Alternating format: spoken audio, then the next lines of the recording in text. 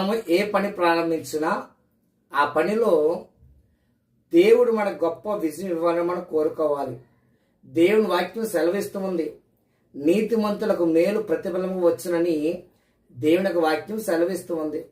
అయితే మనము దేవుడి మీద విశ్వాసం ఉంచి, నా దేవుడు నా పట్ల మేలు చేస్తాడు, నా దేవుడు ఈ వ్యాపారాన్ని అభివృద్ధి చేస్తాడు, నా దేవుడు నేను చేసే ప్రతిఫలం కూడా గొప్ప విజయం ఇస్తాడని మన విశ్వాసం ఉంచి మనం ముందడిగేసేవారుగా మనం ఉండాలి.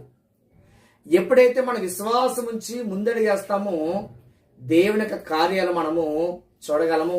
దేవుని వాక్యం సెలవిస్తుంది, నీతిమంతులకు మేలు ప్రతిఫలం వచ్చును అని దేవుని వాక్యం సెలవిస్తుంది.